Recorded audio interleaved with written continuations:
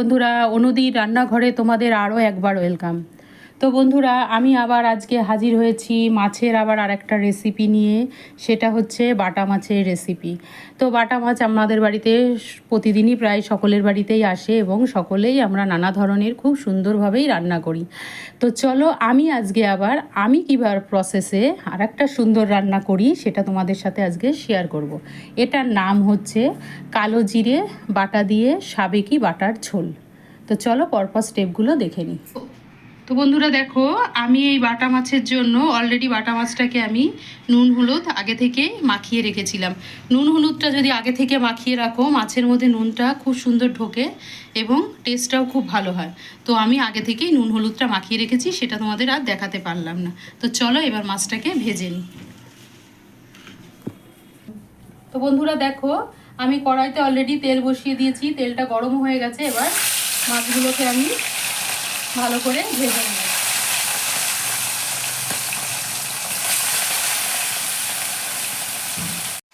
তো বন্ধুরা দেখো, যেহেতু আমি কালো জিরে বাটা দিয়ে মাছটা করব, তাই আমি এখানে 2 চামচ মতো কালো জিরে নিলাম। এবার নেব আমি ঠিক 1 চামচ গোটা জিরে। গোটা জিরেটা বেশি দেব না। তারপরে দেব আমি 1 চামচ থেকে 1.5 চামচ কালো সর্ষে। এবার দিতে হবে আমাকে 4-5টা কাঁচা লঙ্কা। আর দেব আমি ছোট্ট একটা টমেটো। এবার এটাকে আমি সুন্দরভাবে একটা পেস্ট তৈরি করে নিচ্ছি। তো বন্ধুরা দেখো, আমি মাছগুলোকে একটু লাল লাল করে ভেজে নিয়েছি। এবার সব মাছগুলোকে এবার আমি এক এক করে ভেজে নেব। মাছগুলো ভেজে নিয়েছি, এবার আমি কিছু বড়ি ভেজে নেব লাল লাল করে। আমি বিউলির ডালের বড়ি নিয়েছি, তোমরা অন্য ডালের বড়িও নিতে পারো, তবে বিউলির ডালের বড়িতেই খেতে বেশি ভালো লাগে। বড়িটা অনবরত নাড়তে হয়, না হলে পরে কিন্তু একদিকটা পুড়ে যাবে, অন্যদিক ভাজা ভালো হবে না। আর বড়ি ভাজা ভালো না হলে গন্ধটা ভালো লাগে না। তো আমার বড়িটা ভাজা হয়ে গেছে, এবার আমি বড়িটাও তুলে নিচ্ছি। এবার দেখো, আমার কড়াইতে তেল নেই, আমি একটু তেল দেব।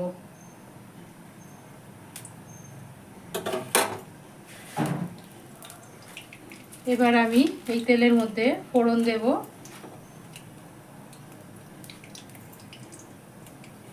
দুটো শুকনো লঙ্কা। তারপরে দেব একটু কালো জিরে।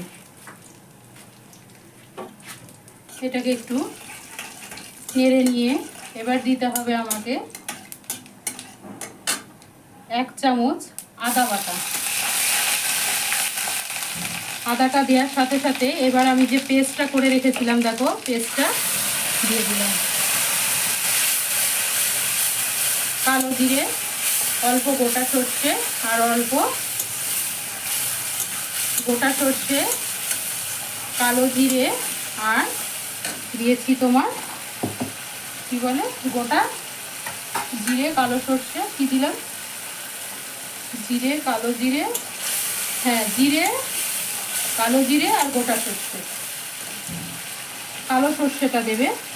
দিয়ে এবার আমি এই বাসনটা ধুয়ে একটু জল দিয়ে দিচ্ছি। এবার দেব একটুখানি লঙ্কার গুঁড়ো, জাস্ট রং হওয়ার জন্য, কেননা আমার কালো জিরে ওইটা যখন বেটেছিলাম তখন কাঁচা লঙ্কা দিয়েছিলাম। আর দেব একটু হলুদ।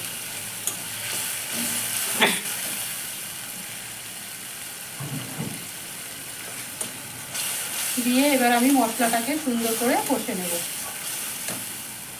বন্ধুরা দেখো, আমার মশলা একদম কষা হয়ে গেছে, তেল ছেড়ে গেছে। এবার আমাকে দিতে হবে লবণ। লবণ দিয়ে এবার আমি জল গরম করে রেখেছি।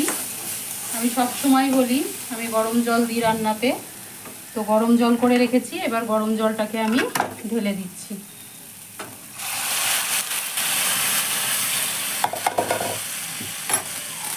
এই মাছটাতে খুব একটা ঝোল হবে না, মোটামুটি মাখা মাখা টাইপের হবে, তো সেই জন্য আমি ঝোলটা কমই দিলাম।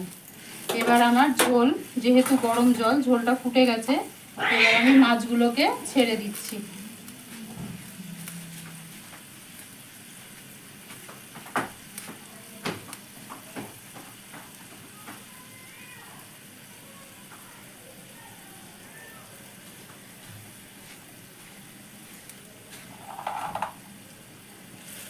মাছগুলো আমি এক এক করে ছেড়ে দিচ্ছি।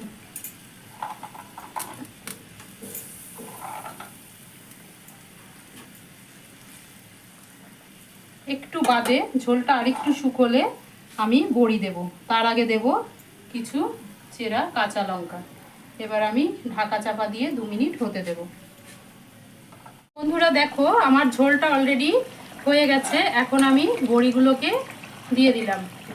বড়িটা আগে দিইনি, কেননা একদম ভেঙে যাবে। বড়িটা দিয়ে জাস্ট 1 মিনিট একটু ফুটিয়ে তারপরে নামিয়ে দেব। আমার রান্না একদম কমপ্লিট। এটার বন্ধুরা বেশি ঝোল ভালো লাগে না, তো তোমাদের যদি প্রয়োজন হয় একটু ঝোলের তাহলে রাখতেই পারো। আমি একটু ঝোলটা শুকিয়েই নামাই। তো এবার এটা আমার হয়ে গেছে, এবার আমি পরিবেশন করে তোমাদেরকে দেখাচ্ছি। দেখো কি সুন্দর দেখতে হয়েছে।